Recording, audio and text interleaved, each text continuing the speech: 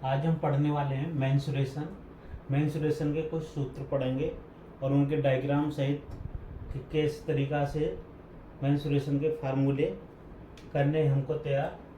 तो देखो, हम सबसे पहले करेंगे क्या, एक हम वर्ग है। वर्ग को आप सब जानते हैं, इसे स्क्वायर में ही कहते हैं, ठीक है। तो देखो, इसमें वर्ग में क्या होता है, एक हम वर्ग बनाते हैं,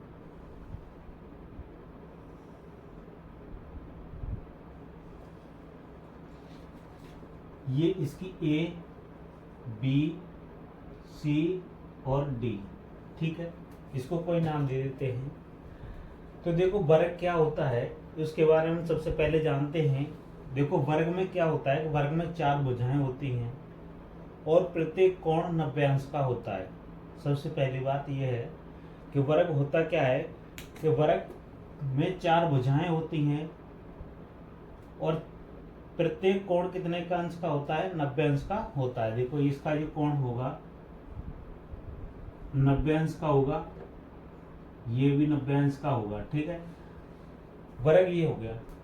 अब इसकी चारों भुजाएं भी कैसी होती हैं, वो बराबर होती हैं। अगर ये ए है यहां से यहां तक,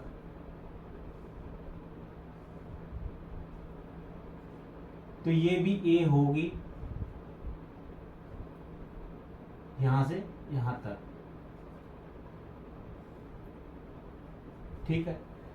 ये भुजा ए है तो ये इसकी ये भी भुजा है, ए है, ये है तो ये भी ए है, ठीक है। तो इसकी चारों भुजाएं देखो कैसी होती हैं, बराबर होती हैं। तो देखो, हम इसको लिख सकते हैं ए बी बराबर क्या रखेंगे, बी सी बराबर सी डी बराबर डी ए, ठीक है। ये हमारी 4 भुजाएं कैसी हैं, बराबर है। ए बी बराबर बी सी है, बी सी बराबर सी डी डी ए, ये हमारी 4 भुजाएं कैसी हैं, बराबर है, ठीक है। तो ये हमारी भुजाएं हो गई 4 बराबर। अब इसके बाद में हमें क्या करना है, यहां भी लिख देते हैं आपके ए, ये होगी, ये भी आपकी ए है, ठीक है। अब क्या है, हमें क्या निकालना है, वर्ग, है ना। अब हमसे पूछ लिया जाए कि वर्ग का क्षेत्रफल बताओ, तो वर्ग का क्षेत्रफल का फार्मूला क्या होता है। तो देखो, वर्ग लिखेंगे, वर्ग का क्षेत्रफल। तो देखो, वर्ग का क्षेत्रफल क्या होता है, देखो इसको भुजा भी कहते हैं, ये भुजा है ना, तो इसको लिख सकते हैं भुजा गुणा भुजा, ठीक है। इसको हम ऐसे भी लिख सकते हैं कि भुजा का स्क्वायर भी लिख देंगे, ठीक है। क्षेत्रफल समझ रहे हैं ना, जितना जो एरिया जो घिरता है इसको क्षेत्रफल कहते हैं। जितना इसने चारों भुजाओं द्वारा इतना एरिया घेर रखा है ना, इसको ही हम क्षेत्रफल कहते हैं, ठीक है। अब क्या निकालना है हमको, वर्ग का परिमाप। तो देखो, वर्ग का परिमाप कैसे निकालेंगे, तो वर्ग का परिमाप, अब हमसे पूछ लिया जाए कि वर्ग का परिमाप बता दो। तो देखो, वर्ग का परिमाप कैसे निकालेंगे, देखो ये ए भुजा है, ये भी ए है, ए है, ये भी है, तो चारों भुजाओं के जोड़ को ही परिमाप कहते हैं, ठीक है। चारों भुजाओं का जोड़ ही परिमाप कहलाता है। तो देखो, लिख सकते हैं यहाँ पर A B plus B C plus C D plus D A, ये 4 भुजाएं हैं। इनको देखो लिख सकते हैं ए प्लस ए और ये ए हो गया, इनको जोड़ेंगे तो क्या आ जाएगा, 4 भुजा हो जाएगा, ठीक है। अब देखो यहां तक समझ में आ गया। अब कह दिया जाएगा आपसे कि विकर्ण बता दो हमको, इसका क्या निकालना है, विकर्ण। तो देखो विकर्ण कैसे निकालेंगे, तो देखो विकर्ण का भी होता है, विकर्ण देखो होता क्या है, ये वाला होता है ऐसे, है ना। तो यहाँ से a B plus B c, ये देखो 90 अंश का कोण है, तो यहाँ से कुछ 90 माइनस डी बन जाएगा यहाँ से, है ना, या 90 यहाँ से मान लो थीटा, तो ये 90 माइनस थीटा हो जाएगा, ठीक है। तो देखो वर्ग का विकर्ण निकालना है, वर्ग का विकर्ण अगर हमसे पूछ लिया जाए कि वर्ग का विकर्ण बता दो, तो कैसे निकालेंगे। तो देखो वर्ग का विकर्ण निकालने के लिए भी हमारे पास एक फार्मूला है, कैसे निकालेंगे। देखो एक हमारे पास पाइथागोरस प्रमेय होती है, इसका देखो कैसे होती है, वो यहाँ पर बताते हैं आपको कि कर्ण का वर्ग होता है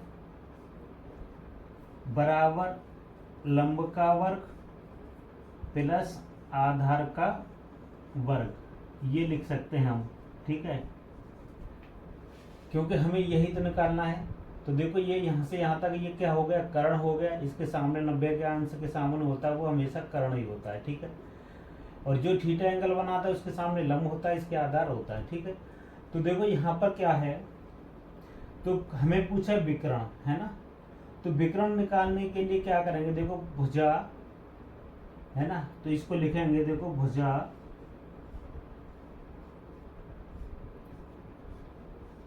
वर्गमूल 2 होता है, ठीक है।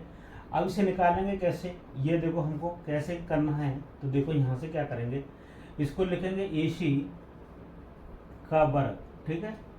फिर देखो यहाँ पर क्या है, इसके सामने लंब है, तो लंब का A का वर्ग कर देंगे, प्लस ये है A का वर्ग कर देंगे, इनको जोड़ेंगे तो 2A का वर्ग हो जाएगा, ठीक है। यहाँ से वर्ग हटाएंगे तो AC बराबर हो जाएगा इसके 2A का वर्ग हो जाएगा, और यहाँ से भुजा निकले आएगी, या A लिख सकते हो, यहाँ पर A लिखेंगे और वर्गमूल 2 लिखेंगे, ये आ जाता है विकर्ण। ये आपकी समझ में आया होगा इतना, ठीक है।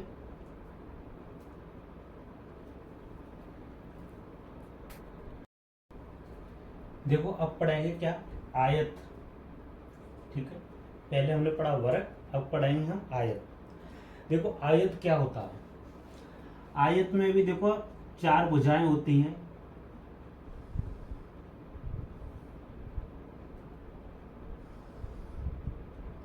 ठीक है। ऐसा आयत होता है जिसकी क्या होता है, देखो इसको नाम देते हैं A B C और D। आयत की भी 4 भुजाएं होती हैं, और इसका प्रत्येक कोण कितने का होता है, 90 अंश का होता है। ये 90 का होगा, ठीक है, इधर भी 90 का, ये भी 90 का, ये भी 90 का, ठीक है। 4 कोण इसके 90 अंश के होते हैं, 4 भुजाएं होती हैं।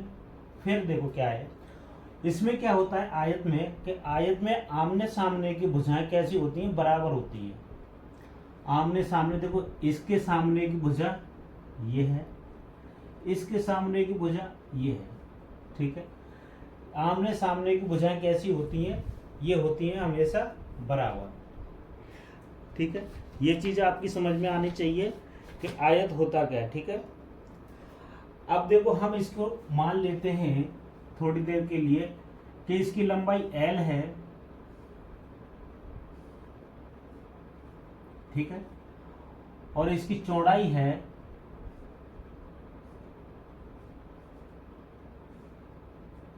ठीक है B है। तो देखो ये आयत है, तो देखो इसकी क्या है, ये L है तो ये भी L होगी। क्या बताया कि आमने सामने की भुजाएं बराबर होती है, ये B है तो ये भी होगी, ठीक है यहाँ तक। अब देखो क्या पूछा है कि आयत का क्षेत्रफल बताओ, तो जितना एरिया ये घेर रहा है चारों भुजाओं से उसे क्षेत्रफल कहते हैं। तो देखो यहाँ निकालेंगे आयत का क्षेत्रफल, आयत का क्षेत्रफल। तो देखो आयत का क्षेत्रफल क्या होगा, यहां लिखेंगे लंबाई गुणा चौड़ाई, ये होता है आयत का क्षेत्रफल। इसको लंबाई बोलते हैं, इसको वृत्त बोलेंगे, तो ये चौड़ाई हो गई। ठीक है, तो देखो इसकी लंबाई और ये चौड़ाई हो गई। क्या है, आयत का क्षेत्रफल क्या होता है, लंबा गुणा चौड़ाई। ठीक है, यहां तक समझ में आया होगा। अब देखो क्या है, आयत का परिमाप। आयत का परिमाप, तो देखो आयत का परिमाप क्या है कि ये क्या बोला हमने कि चारों भुजाओं का जोड़ क्या होता है, चारों भुजाओं की इनको जोड़ेंगे तो वो हमारा परिमाप होता है ना, तो लंबाई। तो देखो इसकी यूनिट भी क्या होती है, इसकी यूनिट स्क्वायर मीटर में आती है क्षेत्रफल की हमेशा, ये भी लिखवा देंगे आपको। तो देखो यहाँ क्या है कि इनकी चारों भुजाओं का जोड़ को ही हम परिमाप कहते हैं। तो ये कर देते हैं a B plus B C plus C D plus D A, ये है। तो देखो ए बी कितना है, एल, बी सी बी है, सी डी एल हो गया, और ये बी हो गया डी। एल एल हो जाएंगे कितनी, 2L, और बी हो जाएगा 2B। यहां से क्या करेंगे, 2 कॉमन ले लेंगे तो L प्लस B हो जाएगा। ठीक है, इसको हम देखो ऐसे भी लिख सकते हैं, 2 लंबाई प्लस चौड़ाई, ऐसे भी आप याद कर सकते हो। ठीक है, क्योंकि यही तो आएगा। इसको एल से हम लंबाई को बोलते हैं, बी से चौड़ाई को वृत्त बोलेंगे। ठीक है, तो ये हो गया लंबाई गुणा वो लंबाई प्लस चौड़ाई। ठीक है, तो ये आयत का परिमाप हो गया। अब देखो हमें क्या निकालना है, आयत का विकर्ण। तो इसको अभी निकालेंगे, आयत का विकर्ण। तो आयत का विकर्ण कैसे निकालेंगे, तो देखो वही है हमारे पास, एक ही तरीका है निकालने का, ऐसे है ना। तो ये विकर्ण बोलते हैं इसे। ठीक, ये निकालना है। इसके लिए ये थीटा के सामने लंब होगा, इसके सामने ये 90 है तो इसके सामने कर्ण बोलते हैं, वही पाइथागोरस प्रमेय निकालेंगे। तो देखो यहाँ पर क्या हो जाएगा, विकर्ण बराबर हो जाएगा, ये होगा आपका L का वर्ग प्लस B का वर्ग, ये हो जाएगा विकर्ण। नहीं समझ में आया तो देखो इसकी डिटेल में बताते हैं कैसे आएगा। देखो इसको हम लिख सकते हैं, क्या कर्ण लिखा है तो हम इसको AC का वर्ग करेंगे, पाइथागोरस प्रमेय होती है ये। इसके बाद होता है ये BC का वर्ग, फिर AB का वर्ग कर दो। ठीक है, तो यहाँ पर क्या है, देखो AC है, ये निकालना है हमको विकर्ण। तो देखो इसकी जगह पे क्या लिख सकते हैं, B का वर्ग, यहाँ L का वर्ग करेंगे। ठीक है, और इससे वर्ग हटाएंगे तो इधर चढ़ जाता है, B वर्ग प्लस L वर्ग। इसको ऐसे भी लिख सकते हैं, L का वर्ग और प्लस B का वर्ग, कोई दिक्कत नहीं, जोड़ भी सकते हैं। देखो 3 प्लस 2 करेंगे तब भी 5 होता है, और 2 प्लस 3 करेंगे तब भी हमारा 5 ही होना है। ठीक है, तो इस तरीक़ा से ये आयत के फार्मूले ये समझ में आए होंगे आपके।